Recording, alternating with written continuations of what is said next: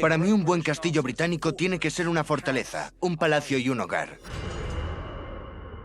Un símbolo de poder, de majestuosidad y de miedo. Durante casi 1000 años, los castillos han estado presentes en el famoso paisaje británico. Estos edificios magníficos han sido hogar de algunos de los héroes más reconocidos y de los villanos más terribles de nuestra historia. Hoy en día todavía queda alguno en pie, lleno de historias increíbles sobre guerras, traiciones, misterios e incluso asesinatos.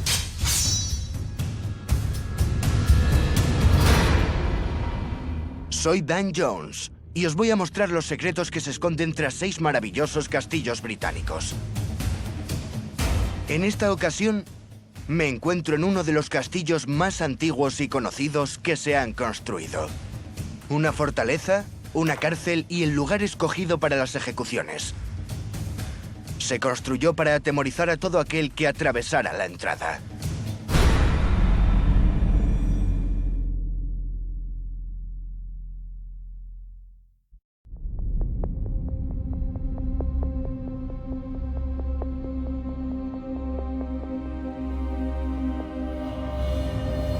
Imaginaos Londres, una de las capitales más grandes, conquistada, subyugada e invadida por alienígenas. E imaginaos que para llevar a cabo esta invasión, construyen algo innovador, terrorífico y profundamente abrumador. Una colosal herramienta militar diseñada para que los invasores alardearan de su poder y aterrorizaran a la población. Este escalofriante monolito parecía venido de otro mundo, pero no se trataba de ciencia ficción, era muy real.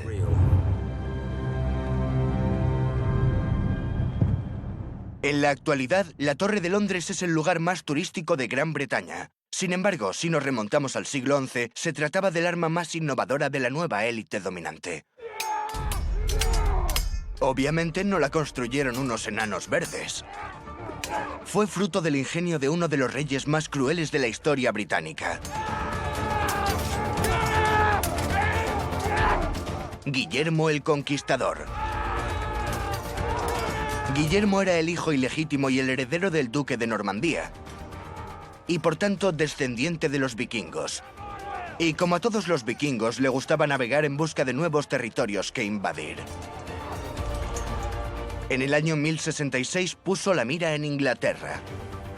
Guillermo cruzó el Canal de la Mancha con su ejército y derrotó a Haroldo, su rival sajón, en la batalla de Hastings. Había dado comienzo la invasión normanda, uno de los puntos de inflexión en la historia británica. Tras la batalla, Guillermo y su ejército se dirigieron hacia Londres. Marcharon por toda la ciudad, quemando todo lo que se les ponía por delante, para así demostrar su aplastante poder. Y funcionó. En unas semanas, los aterrorizados habitantes de Londres se rindieron sin oponer resistencia.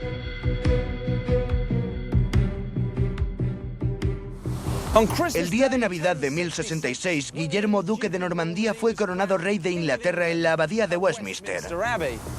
No se trataba simplemente del poder descarado de un presuntuoso extranjero. Este suceso fue el principio de una conquista que repercutiría a toda Inglaterra. Y en el seno de la conquista, Guillermo construyó una serie de colosales castillos con el objetivo de dejarle claro a la población quién era ahora la autoridad. La pieza fundamental del puzzle era la enorme estructura de piedra conocida como la Torre Blanca, que destacaba en la ciudad gracias a su localización previamente planificada. Guillermo utilizó un proyecto de 1000 años de antigüedad, herencia de la última gran civilización que invadió Inglaterra, los romanos.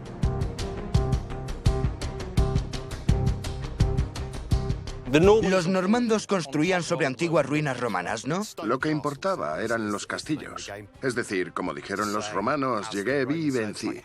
Nosotros llegamos, vimos y vencimos. Por tanto, lo que está haciendo es instaurándose a sí mismo como el nuevo poder imperial del país. Un ejemplo claro es el de Colchester. Se cree que es el primer castillo que construyeron los normandos en este país, seguido muy de cerca por la Torre de Londres, y es posteriormente en Londres donde construyen construye su colosal castillo, en el que reside el poder de la capital. Existe otra versión de la historia de estos dos castillos, ¿verdad? Supuestamente el arquitecto de las dos construcciones es el obispo de Rochester, un hombre llamado Gundalf. Y J.R.R. Tolkien, al que todos conocemos por El Señor de los Anillos, al ser un estudioso de los anglosajones en Cambridge, utiliza a Gundalf y lo convierte en Gandalf. De hecho, el título de su segundo libro es Las dos torres.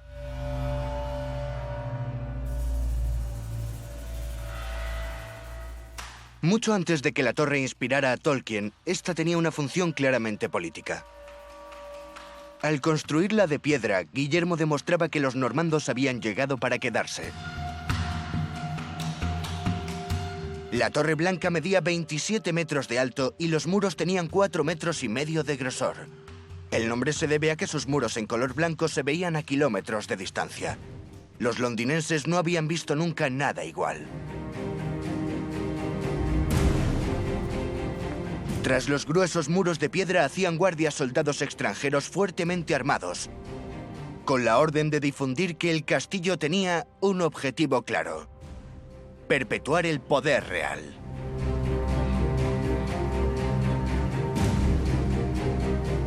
En la actualidad es complicado saber dónde reside el poder en Londres. ¿En el alcalde y en el ayuntamiento al otro lado del río? ¿En los políticos del Parlamento? ¿O en los empresarios de la City? En el siglo XI no había ninguna duda sobre dónde residía el poder. Era en esta enorme fortaleza cuadrada que amenazaba la ciudad como un alienígena en una nave espacial. Estaba situada al lado de la ciudad más importante de Inglaterra y se necesitaron 25 años para construirla, pero mereció la pena.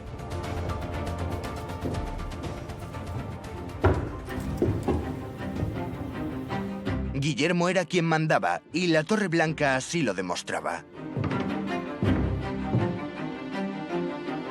Nadie en la capital británica se atrevía a desobedecer al nuevo dirigente. Parece complicado imaginárselo en la actualidad, pero no lo es. Para hacerse una idea de cómo la torre se cernía sobre Londres e intimidaba a sus habitantes, conoceremos a su equivalente del siglo XXI. Este es el Shard, el edificio más alto de Gran Bretaña con 72 pisos de alto. Literalmente planea sobre Londres, haciendo sombra a todo lo que lo rodea, como la Torre de Londres en su momento. Las vistas desde aquí arriba son asombrosas. Está nublado y puedo ver lo que hay a unos 20 kilómetros. Imagino que esto es lo que sentiría un rey normando o un Plantagenet allí en la Torre Blanca cuando contemplaran la ciudad medieval. Ahora, entre todo esto, la Torre de Londres parece insignificante, pero en el Londres medieval nada de esto existía. Corría el siglo XII cuando Guillermo Fitzstephen escribió su famosa descripción de la ciudad y describió a la Torre de Londres como una mezcla de cemento y sangre ubicada sobre antiguos cimientos. Ahí terminaba la parte este y empezaban los muros, llegando hasta lo que ahora conocemos como la milla cuadrada. Allí en el centro estaba la Catedral de San Pablo y al final del otro lado estaba Westminster. Era como en la actualidad una ciudad política. Pero lo importante era que estos dos puntos, la Torre y Westminster, dibujaban una línea de poder. Así, los reyes en la Edad Media salían desde la torre y desfilaban por la ciudad hasta llegar a la abadía de Westminster para ser coronados. Esto era lo último en política. Durante los años sucesivos a la conquista de Guillermo, Londres creció muy rápido. A finales del siglo XIII, la población alcanzaba las 100.000 personas. Por eso, a medida que la ciudad crecía, la torre y su supremacía lo hacían también. Y es esa tirantez entre la torre y los ciudadanos la que ha quedado en el recuerdo. En época de pompa y celebraciones, la torre era el centro de todo. Pero en época de crisis, todos huían de ella. Por tanto, este castillo no fue diseñado solo para atemorizar a la población, sino también para esconderse de ella. En el siglo XI, Guillermo el Conquistador construyó la Torre Blanca para simbolizar el poder normando. Con los reyes que le siguieron se hizo más grande, más fuerte y más amenazante. En el siglo XIII, Enrique III amplió el castillo hasta el norte y el este con una muralla cortina. Y reformó el interior construyendo un confortable palacio real. Y así es como se ha restaurado en la actualidad. Sin embargo, gran parte del castillo contemporáneo fue obra del hijo de Enrique, rey que le otorgó realmente la fama de letal a la Torre de Londres. Eduardo I, el hijo de Enrique III, era un rey guerrero y uno de los más entusiastas de la historia británica en lo que a construir castillos se refiere. Invirtió en la Torre de Londres más del doble que su padre, a pesar de que apenas lo utilizó como residencia real. Pero Eduardo tenía una relación complicada con Londres y con los londinenses, y quería asegurarse de que cuando fuera necesario podría mantenerlos alejados. Eduardo construyó una segunda muralla cortina concéntrica para acercar la primera y amplió el foso. Por tanto, podemos decir que la torre actual es en esencia la que él completó, mandando un mensaje claro a la ciudad. Sabed vuestro sitio. Y sabed que soy vuestro rey. En la Edad Media los castillos no servían solo para albergar soldados, ya que estaban muy relacionados con la situación económica de la realeza. Servía tanto para guardar la riqueza del rey como para encarcelar a aquellos que intentaran falsificarla. Todos los reinos, los antiguos y los actuales, dependen de un sistema de comercio que incluye la compra y la venta, prestar o pedir prestado y los impuestos. Y es este dinero el oscuro protagonista de las dos historias más feroces que ha presenciado la Torre de Londres. El reinado de Eduardo I estuvo basado en los conflictos extranjeros, que le costaron una fortuna e hicieron que se obsesionara con el dinero. Eduardo estaba preparado para actuar con gran dureza contra cualquiera que manoseara su dinero. La moneda medieval se fabricaba con plata, un metal blando y fácil de moldear, romper y falsificar. Uno de los métodos de fraude más comunes en la Edad Media se basaba en recortar la moneda. Consistía en cortar los bordes de las monedas de plata, fundir los restos y fabricar monedas nuevas y falsas. Como técnicamente todo el dinero pertenecía al rey, al recortar las monedas se consideraba que se estaba robando el dinero real. Podemos definir moneda como una pieza de metal precioso cuyo valor intrínseco es igual a su valor nominal, en la que se estampa una marca oficial para garantizar el peso y la pureza. Por tanto, eso es exactamente lo que dice en la moneda. Si tienes un penique como este, contendrá el valor de un penique de plata. Y tenían que ser todas iguales porque el dinero es todo igual. Y tenían que pesar lo mismo. Normalmente el dinero se pesaba, no se contaba. Por tanto, en la Edad Media la acuñación era algo muy serio. Era algo muy valioso. La moneda británica era muy conocida en todo el mundo. ¿Por su pureza y su exactitud? Porque era de buena calidad. La plata era buena y el peso era el adecuado. Eso significa que al que descubrían devaluando la moneda se consideraba una traición. Las monedas falsas inundaron la economía, lo que ocasionó inflación. Esto hizo que los comerciantes extranjeros se lo pensaran dos veces antes de hacer negocios con los británicos, y esto redujo los impuestos que la población tenía que pagar. En 1278, Eduardo decidió tomar el control del dinero del reino y la torre volvería a presenciarlo. Como Eduardo no utilizaba la torre como palacio real, decidió cambiar el dinero de sitio. Fue aquí, en la calle Mint, que coincide con 3 de los lados de la Torre de Londres. Fue una operación enorme que mejoró el aspecto de sus monedas. Sin embargo, además de asegurar la moneda, Eduardo buscaba una cabeza de turco para que pagara por los generalizados delitos cometidos. Y la encontró en la comunidad más vulnerable de Inglaterra, una minoría involucrada en las rentas y los préstamos: los judíos. Eduardo culpó a todos de haber cortado las monedas, pero a los judíos les tocó la peor parte. A lo largo del año 1270 les cobró impuestos excesivos y controló el comercio y los negocios. Posteriormente, en noviembre de 1278, reunió de forma repentina a toda la población judía de Inglaterra y encerró a 700 aquí, en el castillo.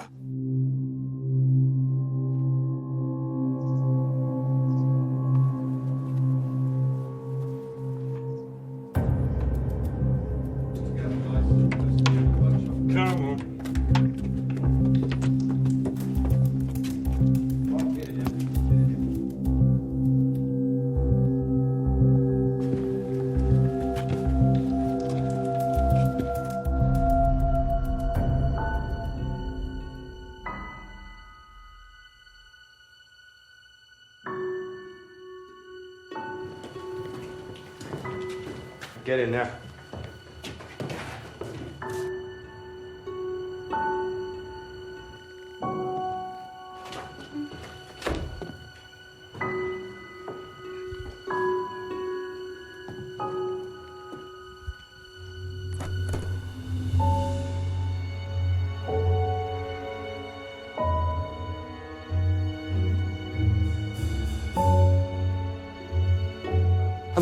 De los cientos de judíos que Eduardo encarceló aquí en la torre, casi la mitad fueron ahorcados. De hecho, por cada cristiano condenado por falsificación de moneda, 10 judíos corrían con la misma suerte. Y en 10 años, Eduardo había aprobado una ley de expulsión que le prohibiría la entrada a los judíos en Inglaterra durante casi 500 años. Fue la peor masacre judía de la historia británica. Las medidas de Eduardo no dejaron indiferente a la fanática sociedad antisemita de la Inglaterra medieval y reforzaron la temible fama de la Torre de Londres. Cuando terminó el reinado de Eduardo, nadie se atrevía a cuestionar la autoridad de la torre. Pero 100 años más tarde, la colosal reputación de la torre se hizo pedazos, cuando el castillo estuvo en el ojo del huracán de la mayor sublevación popular de la historia de Inglaterra, la revuelta de los campesinos. En la segunda mitad del siglo XIV, Inglaterra se estaba yendo a pique. El nuevo rey, Ricardo II, tenía 14 años y el país estaba siendo gobernado por sus consejeros, con el arzobispo y lord canciller Simon Sudbury a la cabeza. Pero el gobierno de Sudbury fue un desastre, y se rumoreaba por el país que la población iba a sublevarse como protesta.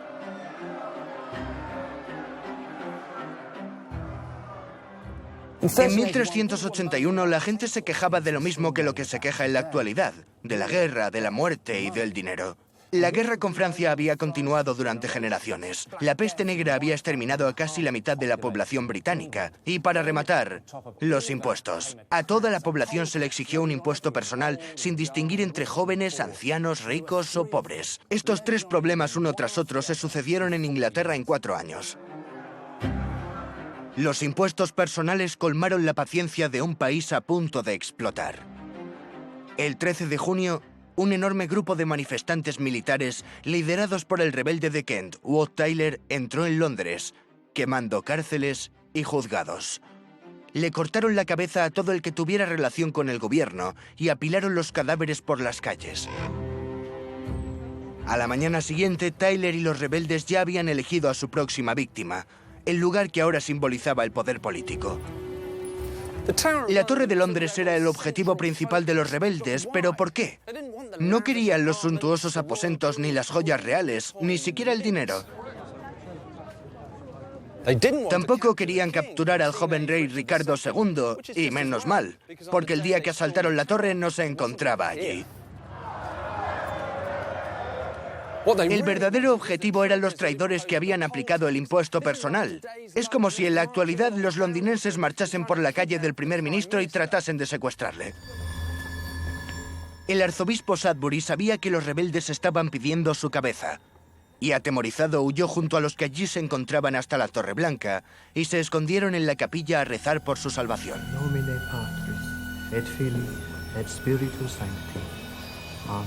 El arzobispo y otros ministros reales se habían refugiado en la torre, suponiendo que era el lugar más seguro de Londres. Pero cuando la multitud enfurecida irrumpió en su interior, se convirtió en el más peligroso. Cuando los rebeldes lo encontraron, Sudbury estaba escondido en esta capilla, Había estado diciendo misa toda la mañana y ahora rezaba sus últimas oraciones. A la mayoría de los traidores los trajeron a la torre, pero a Sudbury iban a llevárselo de allí. Fue arrastrado hasta Tower Hill y allí fue decapitado. Clavaron su cabeza en un palo y encima le cosieron la mitra de obispo. Para una cuadrilla de simples campesinos, llevarse al que entonces era el primer ministro de una capilla de la fortaleza más grande del país y decapitarle en Tower Hill es algo totalmente extraordinario y podría considerarse como un predecesor al comunismo que aparecería 600 años después. Al día siguiente, el joven rey Ricardo se reunió con los rebeldes para atender sus quejas. Pero la reunión terminó en violencia. Y cuando Tyler hizo un movimiento al lado del rey, uno de los guardias le atravesó con la espada. Lo único que consiguieron fue evitar una revolución, nada más.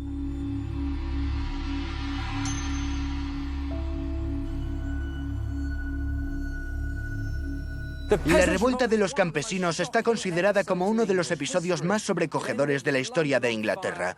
Terminó con Londres en llamas, la cabeza del canciller clavada en un palo y la poderosa Torre de Londres asaltada por una cuadrilla de aldeanos. ¿Cuál es la moraleja? Que si te enfrentas a la multitud es bajo tu responsabilidad, pero también sirvió para recordar que la torre, como todos los castillos, era tan poderoso como la persona que la gobernaba. La Torre de Londres sobrevivió y recuperó la reputación de fortaleza amenazadora. Pero no tardaría en albergar uno de los crímenes más sonados y misteriosos de Gran Bretaña.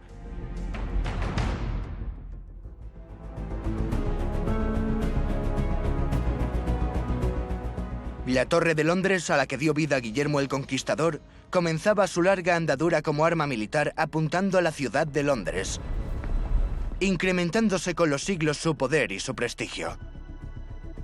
Los reyes se alojaban en la torre la noche anterior a su coronación y se refugiaban en su interior para hacer frente a rebeliones y guerras. Pero en ocasiones, un rey podía entrar en la torre y no salir jamás.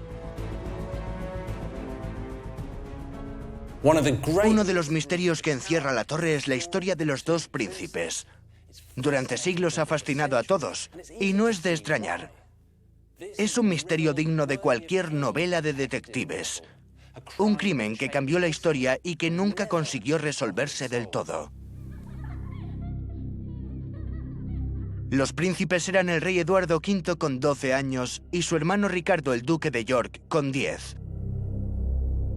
En 1483 su padre Eduardo IV murió de forma repentina con 40 años. Ricardo, el duque de Gloucester y tío de los niños, rápidamente se hizo cargo de ellos y los llevó a la Torre de Londres. Quería ser su protector, reinar en su nombre. Pero pronto los planes de Ricardo cambiaron. Declaró ilegítimos a los dos príncipes y usurpó el trono con el nombre de Ricardo III. Los niños ya no estaban en la torre por seguridad, estaban arrestados. Durante unas semanas se podía ver a los chicos jugando en los jardines de la torre. Pero pasado un tiempo, sus criados fueron despedidos y ellos fueron desapareciendo poco a poco. Para cuando Ricardo ascendiera durante unos meses al trono, sus sobrinos se habrían esfumado por completo. Y nunca más se volvió a saber de ellos. El destino de los chicos ha sido un misterio durante siglos. La mayoría de los escritores de la época de los Tudor culparon a Ricardo III. William Shakespeare lo representó robando la corona como un asesino endiablado y jorobado. ¿Pero era realmente un asesino? Sin los cuerpos nadie podía asegurarlo. Entonces, se descubrieron nuevas e inesperadas pruebas, escondidas bajo la Torre de Londres.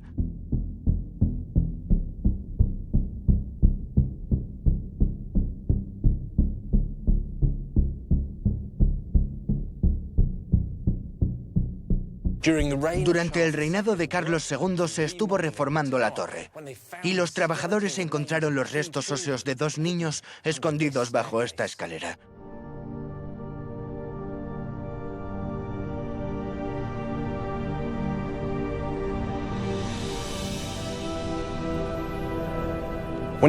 Cuando el hallazgo llegó a oídos del rey, quiso volver a enterrarlos con la realeza. Y por eso actualmente yacen aquí, en la abadía de Westminster, en este precioso cofre diseñado por el genial arquitecto Christopher Gruen. La inscripción responsabiliza directamente a Ricardo. Dice que asfixió a los príncipes con una almohada y después usurpó el trono.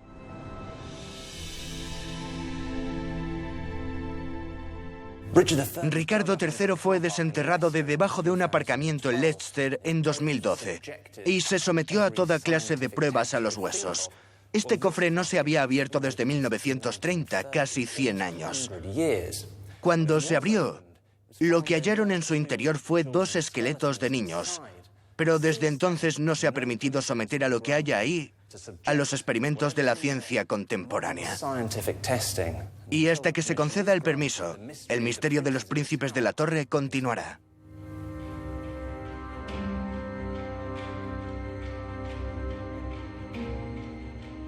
Aunque el enigma de los príncipes de la Torre nunca se resuelva, su historia seguirá siendo una de las más célebres de la historia británica y una parte muy importante del legado de la Torre de Londres. Pero lo que sí está claro es que los príncipes no fueron los primeros prisioneros de este castillo, y seguro que tampoco los últimos. Cada año 2 millones de personas se agolpan aquí para visitar una de las prisiones más conocidas de la historia. Pero ¿dónde está? No hay ni mazmorras ni cámara de tortura. Y, sin embargo, durante años muchas personas han sido encerradas en esta fortaleza. Desde el primero, Ranulph Flambard, que escapó, hasta los gemelos Grey, que fueron encarcelados aquí por eludir el servicio militar. Así, la frase «ser enviado a la torre» ha sido merecedora de convertirse en una de las frases con más resonancia de la historia. Sin embargo, en la época Tudor, la torre adquirió una nueva función. Ya no era solo el lugar en el que se encarcelaba a la gente, era el lugar al que iban para ser ejecutados. En especial, un rey británico era muy partidario de enviar aquí a sus víctimas.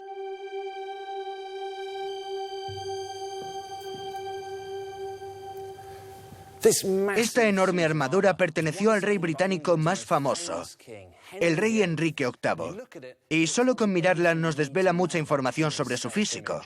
Era grande, masculino y viril. Además, estaba obsesionado con una parte de su cuerpo. Perteneció a Enrique en la última etapa de su vida, en 1540, cuando estaba gordo, enfermo y más gruñón y tirano que nunca.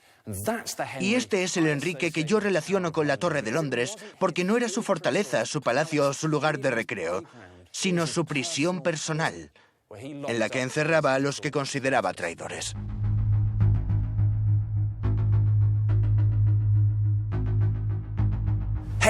Enrique ejecutó a muchas personas durante su reinado. Duques y condesas, monjes y monjas, ancianas, jóvenes, esposas, primos y jefes de gobierno. Pero nadie resume la frenética y en ocasiones indiscriminada sed de sangre del rey tan bien como uno de sus más fieles sirvientes, Tomás Moro. Fue un verdadero hombre renacentista. Fue el Lord Canciller y uno de los consejeros más cercanos a Enrique. Además, era un personaje profundamente espiritual. Fue filósofo, abogado y un renombrado escritor. Precisamente sus fundamentos intelectuales fueron los que le llevaron a enfrentarse con el rey. En 1533, Enrique se divorció de la primera de sus 6 esposas, Catalina de Aragón, y se casó con la segunda, Ana Bolena. Esto no le gustó a Moro, y aun sabiendo que su decisión enfurecería a Enrique, dimitió de la Cámara de los Comunes en señal de protesta. Como cristiano devoto y de principios arraigados, no podía aceptar la decisión de Enrique de contravenir las órdenes del Papa, divorciándose de Catalina y convirtiendo a Ana en reina. Sin embargo, tratándose de uno de sus ministros más poderosos, no quería enfrentarse a él, y en un principio se mordió la lengua y no dijo nada. Pero entonces el Parlamento aprobó una ley de sucesión, en la que decía que Ana sería la reina consorte de Enrique y que los hijos que ésta pudiera tener pasarían a ser herederos del rey. Además, Enrique pidió que todos, incluido el propio Moro, juraran que estaban de acuerdo. Ahora Moro se vería en la complicada situación de elegir entre su fidelidad a la Iglesia y su lealtad al rey. ¿Cumplía las órdenes de su señor ¿O se mantenía fiel a sus principios básicos como cristiano? Aquí, en su capilla personal en Chelsea, rezaba en busca de una respuesta. Pero cuando fue llamado ante el arzobispo de Canterbury, recibió un ultimátum. Si no apoyaba al rey, sufriría las consecuencias.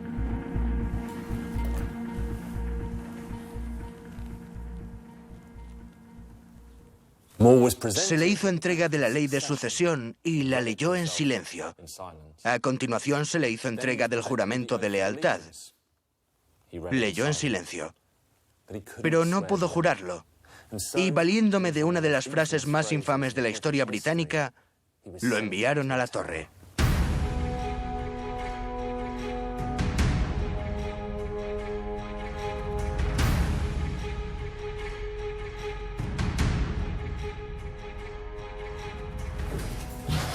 Hay cierto debate sobre el sitio al que lo llevaron, pero muchos piensan que estuvo aquí, en el sótano de la Torre de la Campana, al lado de la actual residencia del guardia, que normalmente no está abierta al público.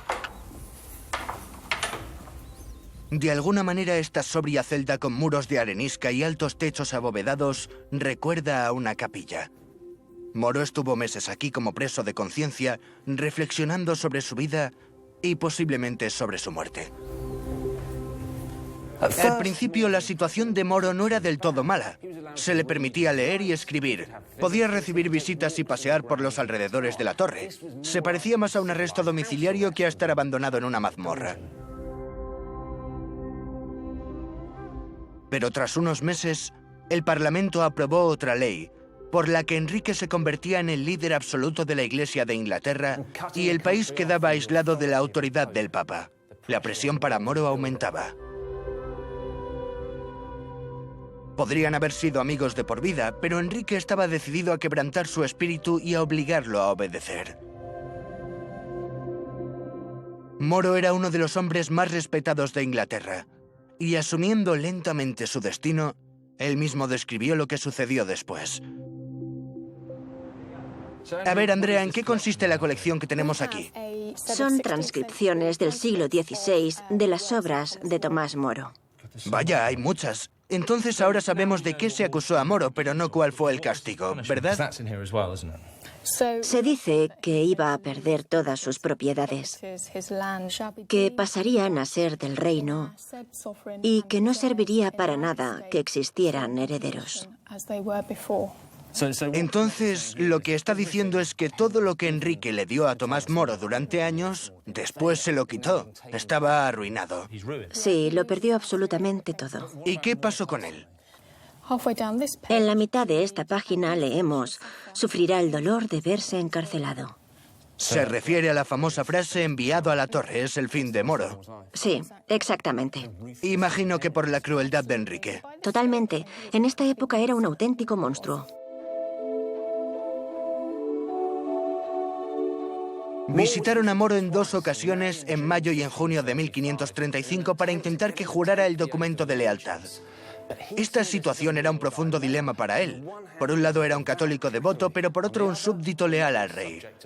Según él, esta ley del Parlamento era un arma de doble filo porque si juraba una cosa confundiría al alma, pero si juraba la otra confundiría al cuerpo.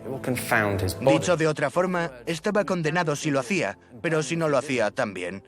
Al final, cuando le presionaron para prestar juramento, Moro permaneció en silencio. El 1 de julio de 1535, Tomás Moro fue trasladado de la Torre de Londres hasta Westminster, donde se le juzgó por alta traición. La acusación estuvo deliberando durante solo 15 minutos antes de dar su veredicto. Moro fue declarado culpable de traición y fue condenado a ser ahorcado, destripado y descuartizado. Lo llevaron río abajo en barco hasta la torre y allí aguardó su destino.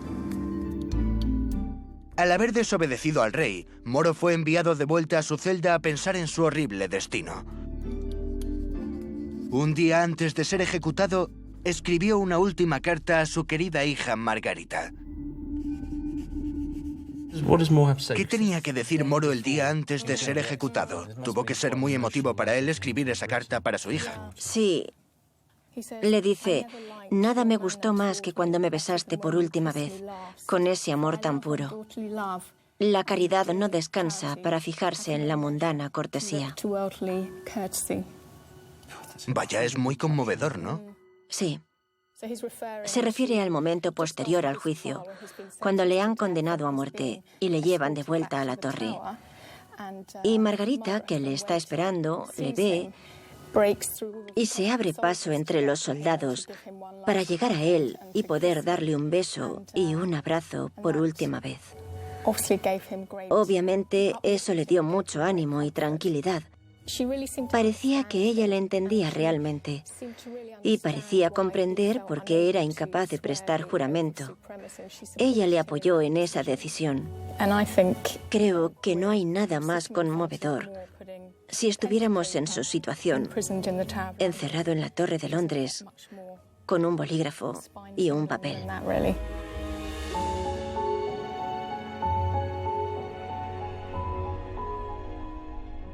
A las 9 de la mañana siguiente, Tomás Moro salió de su celda para encontrarse con el destino.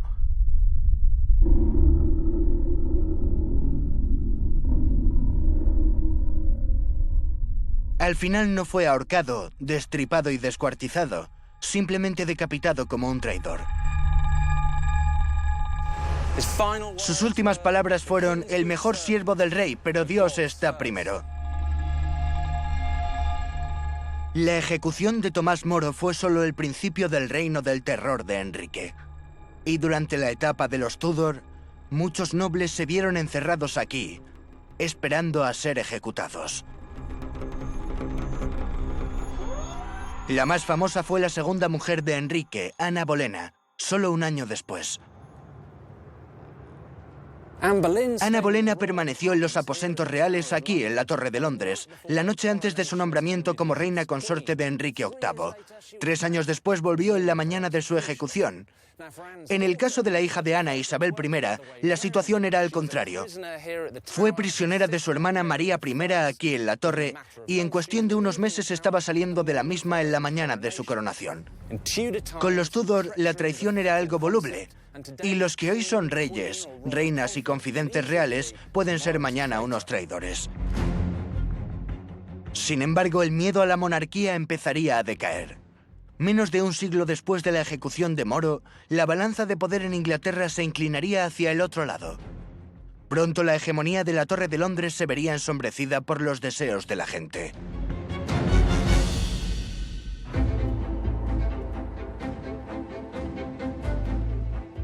Desde la época normanda hasta la de los Tudor se había concentrado todo el poder real en la Torre de Londres, pero en el siglo XIX esta empezaría a perder fuerza.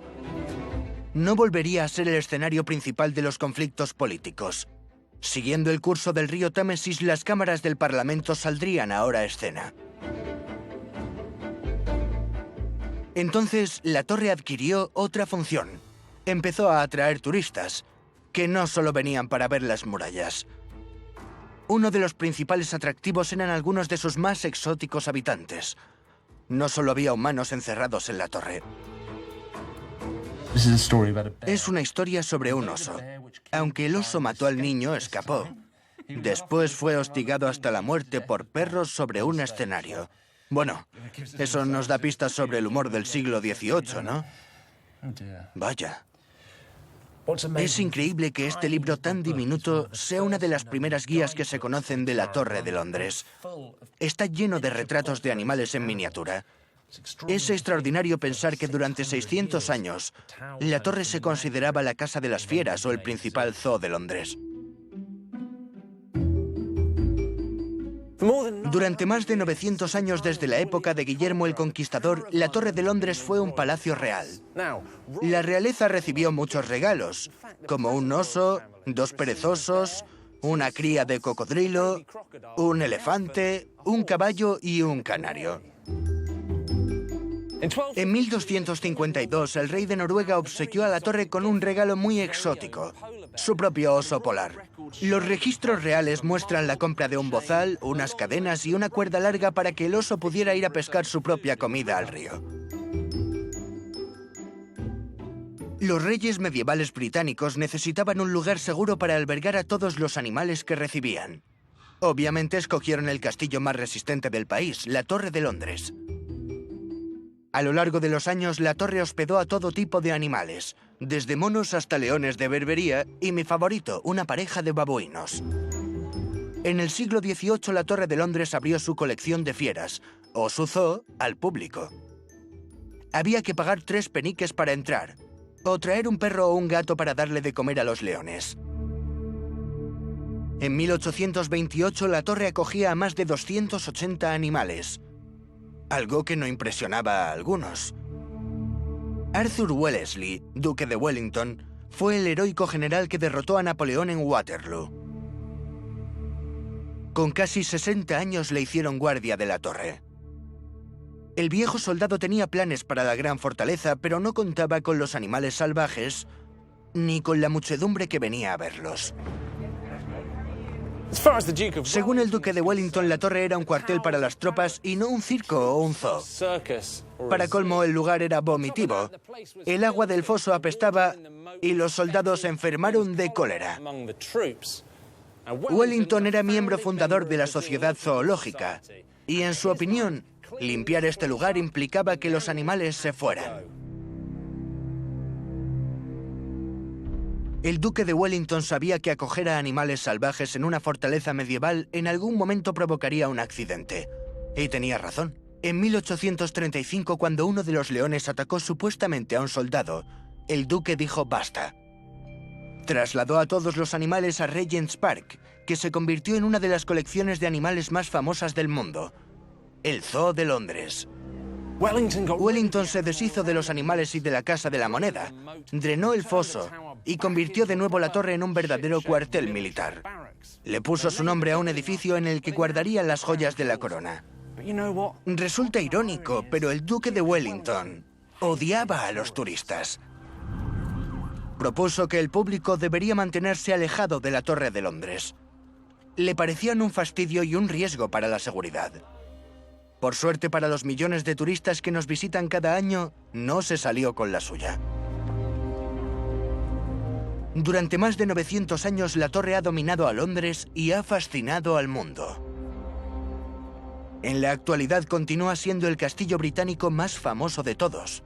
Al final, la historia de la torre está ligada, y siempre lo estará, a la muchedumbre. La torre se construyó con el objetivo de atemorizarles y subyugarles. Se utilizó para aplacarlos, encarcelando a criminales y a extranjeros. Y por supuesto se utilizó para divertirles, ya fuera viniendo al zoo o yendo a Tower Hill para ver cómo decapitaban a los traidores. Y todavía hoy les sigue divirtiendo.